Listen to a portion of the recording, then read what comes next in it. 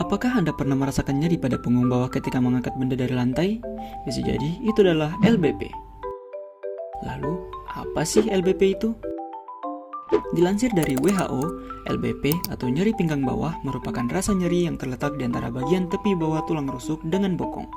Biasanya, nyerinya dapat disertai dengan nyeri salah satu ataupun kedua kaki serta dapat berkaitan dengan gejala neurologis yang terletak di ekstremitas inferior. Keadaan ini biasanya juga saling berkaitan dengan berbagai kondisi, antara lain kondisi psikologis, biofisika, maupun sosial yang memiliki dampak pada proses pengantaran nyeri serta pengalaman terjadinya nyeri bagi individu. Prevalensi dari low back pain tergolong cukup tinggi, di mana menurut CISA pada tahun 2020, LBP menyerang sekitar 568 juta orang di dunia dan menjadi penyebab dari kecacatan total di 160 negara. Sedangkan di Indonesia sendiri, berdasarkan data Kementerian Kesehatan Republik Indonesia tahun 2018, prevalensi low back pain mencapai angka 34,4 juta orang di seluruh Indonesia. Terdapat beberapa hal yang dapat mempengaruhi munculnya low back pain, antara lain berat badan, limitasi gerakan, gerakan yang salah, ketegangan otot, mengangkat beban dengan postur yang salah, serta kondisi patologis. Berdasarkan waktu terjadinya nyeri, LBP terbagi menjadi 3 subtipe, yaitu nyeri punggung bawah akut, yaitu nyeri yang berlangsung kurang dari 6 minggu, nyeri punggung bawah subakut, yaitu nyeri yang berlangsung antara 6 hingga 12 minggu, dan nyeri punggung bawah kronis, yaitu nyeri yang berlangsung lebih dari 12 minggu. Prognosis untuk LBP tergolong sangat baik, di mana sebagian besar gejala akan sembuh dalam waktu 2 minggu pada 70 hingga 80% pasien yang terkena dampak. Sedangkan hanya 5% lainnya yang mengeluhkan nyeri berkepanjangan. Dalam penelitian, disebutkan bahwa dengan melakukan komunikasi yang baik dengan pasien selama berlangsungnya terapi, dengan cara menekankan prognosis baik low back pain dapat membantu untuk mencapai rehabilitasi yang baik. Pada umumnya, gejala yang timbul pada penderita LBP yaitu terjadinya spasme otot disertai nyeri di daerah punggung bawah, baik menjalar maupun tidak. Sedangkan pada pasien dengan radikulopati biasanya merasakan kelemahan, penurunan sensasi atau berkurangnya kemampuan motorik. Pasien dengan radikulopati lebih terpengaruh dan memiliki prognosis lebih buruk dibandingkan dengan mereka yang hanya mengeluh nyeri pinggang. Berikut merupakan diagnosis banding dari LBP. Yang pertama, ada compression fracture, yaitu adanya riwayat trauma kecuali osteoporosis, adanya nyeri tekan setinggi tulang belakang, dan juga adanya nyeri gerak. Yang kedua, ada herniated nucleus pulposus, yaitu adanya nyeri dari akar saraf L1 sampai L3 yang menjalar ke pinggul atau paha anterior, dan juga nyeri dari akar saraf L4 sampai S1 menjalar ke bawah lutut. Kemudian ada lumbar strain atau sprain, yaitu adanya nyeri punggung yang menyebar dengan atau tanpa nyeri bokong. Kemudian spondylolisthesis, yaitu nyeri kaki yang lebih parah dibandingkan nyeri punggung, adanya rasa sakit yang memburuk saat berdiri dan berjalan dan membaik saat istirahat. Dan yang terakhir ada spondylosis, yaitu di mana nyeri diskus seringkali memburuk dengan aktivitas fleksi atau duduk, sedangkan nyeri faset sering memburuk dengan aktivitas ekstensi seperti berdiri atau berjalan. Seorang perempuan dengan inisial Nyonya M berusia 62 tahun datang ke klinik fisioterapi dengan keluhan nyeri pada punggung bawah dan menjalar sampai ke kiri.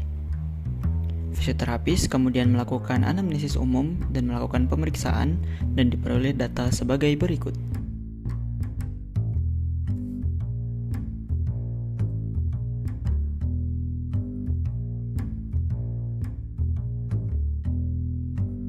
Sembari melakukan pemeriksaan, fisioterapis melakukan history taking untuk mengetahui riwayat penyakit dari penderita, di mana penderita merasakan nyeri pada punggung bawah sejak 2 minggu yang lalu dikarenakan posisi yang salah ketika mengangkat galon yang menyebabkan rasa nyeri di punggung bawah, kemudian nyerinya menjalar sampai ke kaki kiri.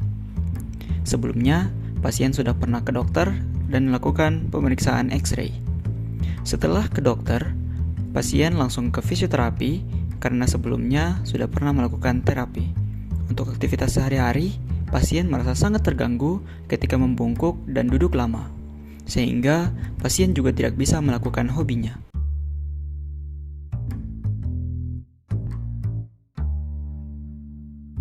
Fisioterapis juga melakukan inspeksi statis dan juga inspeksi dinamis, di mana untuk inspeksi statis sendiri, fisioterapis menggunakan aplikasi Apex Body Posture Evaluation.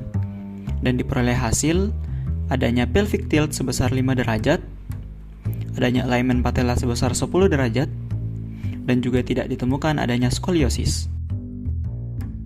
Untuk inspeksi dinamis, pola jalan dari pasien terlihat normal, tidak ditemukan adanya tremor, pola nafas pendek dan dangkal, postur saat jalan normal, dan tidak menggunakan alat bantu gerak.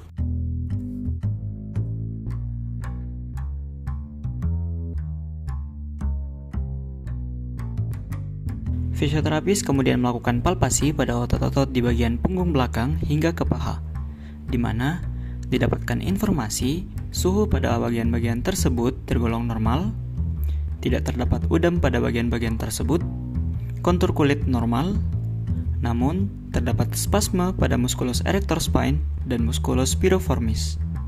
Untuk tes orientasi, fisioterapis melakukan tes tidur keduduk, di mana mampu dilakukan oleh pasien tanpa disertai rasa nyeri,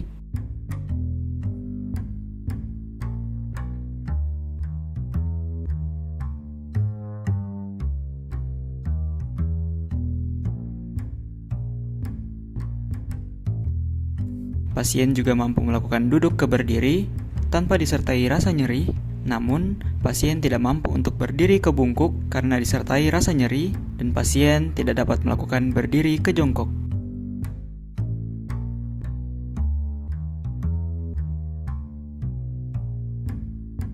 Untuk pemeriksaan fungsi gerak dasar atau PFGD regiolumbal, pasien kesulitan melakukan gerakan aktif fleksi karena disertai rasa nyeri.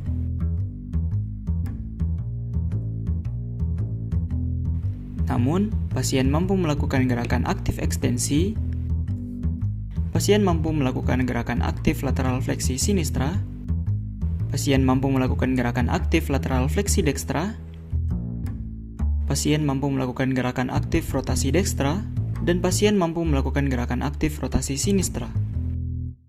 Selanjutnya, untuk PFGD pasif lumbal dan juga TIMT, di mana pasien mampu melakukan gerakan fleksi dan juga TIMT normal. Untuk ekstensi, gerakan pasif normal dan TIMT normal. Untuk lateral fleksi dekstra, PFGD pasif normal, TIMT normal. Lateral fleksi sinistra, PFGD pasif normal, TIMT normal. Dan rotasi sinistra, PFGD pasif normal, TIMT normal. Selanjutnya, untuk PFGD regio hip, pasien mampu melakukan gerakan aktif fleksi, pasien mampu melakukan gerakan aktif ekstensi, pasien mampu melakukan gerakan aktif abduksi, pasien mampu melakukan gerakan aktif adduksi, pasien mampu melakukan gerakan aktif endorotasi, dan pasien mampu melakukan gerakan aktif eksorotasi. Sedangkan untuk PFGD pasif dan juga TIMT, pasien mampu melakukan fleksi pasif dan TIMT normal, pasien mampu melakukan ekstensi pasif dan TIMT normal, pasien mampu melakukan abduksi pasif dengan TIMT normal, pasien mampu melakukan PFGD pasif abduksi dengan TIMT normal, pasien mampu melakukan gerakan adduksi pasif dengan TIMT normal, pasien mampu melakukan gerakan endorotasi pasif dengan TIMT normal, dan pasien mampu melakukan gerakan eksorotasi pasif dan TIMT normal. Dari pemeriksaan-pemeriksaan yang dilakukan, diketahui terdapat limitasi ROM berupa terdapat keterbatasan ROM regiolumbal pada gerakan fleksi. Kemudian adanya limitasi ADL, yaitu terjadi keterbatasan gerakan pada saat membungkuk dan toileting. Pekerjaan terganggu dan juga rekreasi terganggu. Untuk tissue impairment dari kasus ini, psikogenik, adanya kecemasan dari pasien, muskulotendinogen, adanya spasme pada musculus erector spine dan musculus piriformis, tidak adanya osteoartrogen, dan neurogen pada nervus ischiadicus. Untuk tes spesifik yang pertama yaitu tes straight leg raise atau SLR, yaitu tes yang biasanya digunakan untuk mengidentifikasi patologi diskus atau iritasi akar saraf, karena tes ini secara mekanis menekan akar saraf lumbosakral. Tes ini bernilai positif ketika terdapat nyeri kaki radikular dan juga nyeri pada pinggul ketika kaki difleksikan pada 30, 60, atau 70 derajat. Selanjutnya ada Neri test, di mana tes Neri ini merupakan kombinasi dari tes SLR. Fisioterapis kemudian mengarahkan pasien untuk melakukan ekstensi knee sembari memfleksikan cervical. Tes ini positif ketika timbul nyeri sepanjang saraf ischiadicus atau stretch pada spinal cord. Selanjutnya yaitu tes Patrick, di mana tes ini digunakan untuk mengidentifikasi adanya patologi pinggul dengan mencoba mereproduksi nyeri di pinggul, tulang belakang lumbal, atau daerah sakroiliaka. Tes ini merupakan alat screening pasif untuk patologi muskuloskeletal seperti disfungsi pinggul, tulang belakang lumbal, atau sendi sakroiliaka, atau cedera pada iliopsoas. Selanjutnya yaitu tes SLAMP, yaitu manuver yang dibuat untuk meningkatkan tegangan pada saraf skiatik. Tes ini dikatakan positif jika selama prosedur, pasien mengalami nyeri radikuler yang bertambah dan berkurang ketika tulang belakang servikal diekstensikan.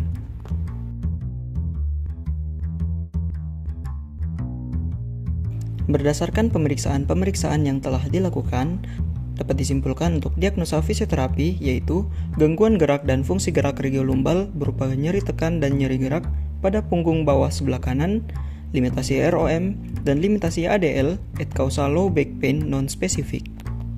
Sedangkan untuk problem fisioterapinya ditemukan untuk problem primer yaitu adanya nyeri punggung bawah disertai dengan menjalar sampai kaki kiri.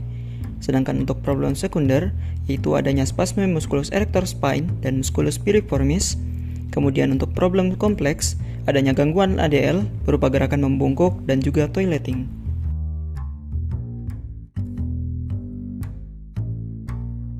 Untuk modalitas elektroterapi, di sini kami menggunakan IRR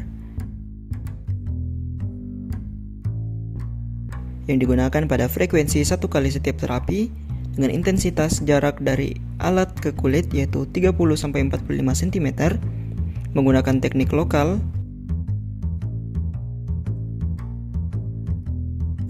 selama 10 menit.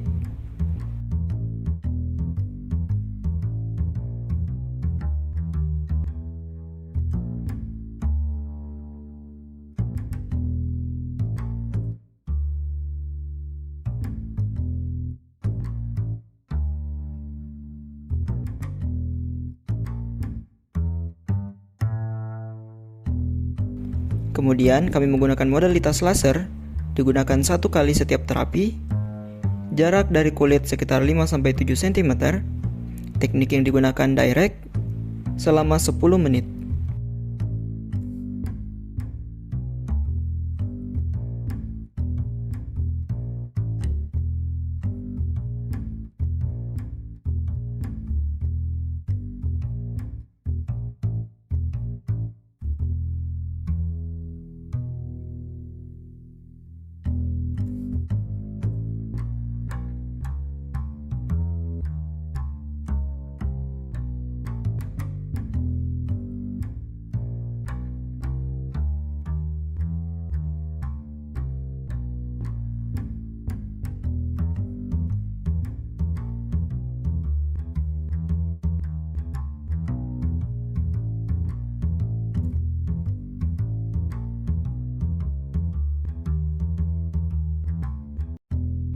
Selanjutnya, modalitas TENS digunakan 1 kali setiap terapi. Teknik segmental selama 10 menit.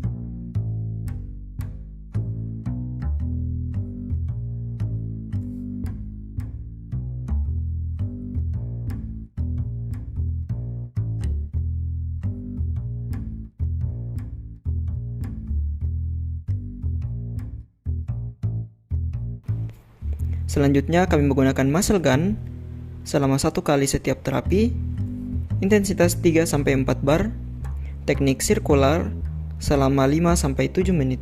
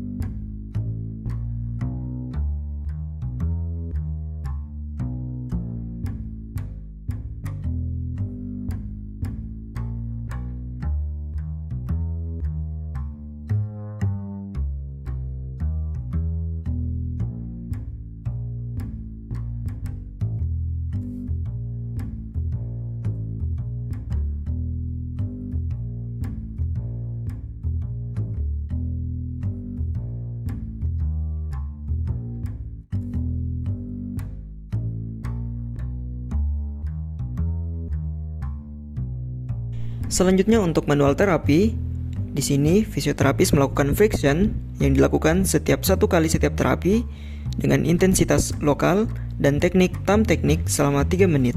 Fisioterapis juga melakukan teknik elbow yang dilakukan selama 1 kali setiap terapi dengan intensitas lokal selama 3 menit. Selanjutnya fisioterapis melakukan breathing exercise yang dilakukan 1 kali setiap terapi dengan intensitas 8 kali hitungan, 8 kali repetisi, teknik diafragma breathing selama 5 menit.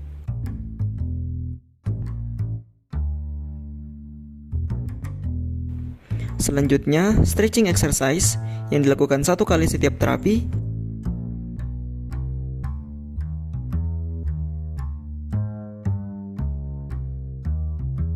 Intensitas 15-30 kali hitungan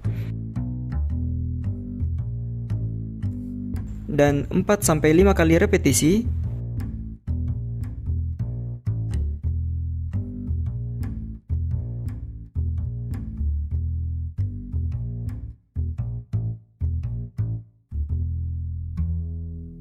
Teknik pada musculus piriformis dan musculus gastrocnemius selama 7 menit. Kemudian, balancing exercise yang dilakukan 1 kali setiap terapi, intensitas 10 kali hitungan, 3 kali repetisi dengan menggunakan Bosu ball selama 5 menit.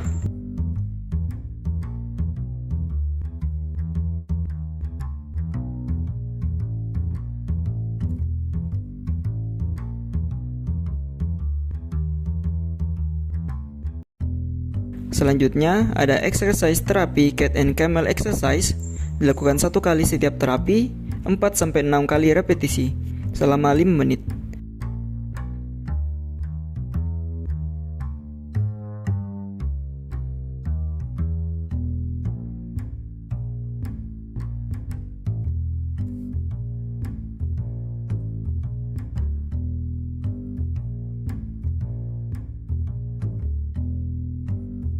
Selanjutnya, kneeling Superman dilakukan 1 kali setiap terapi, intensitas 4-6 kali repetisi selama 5 menit.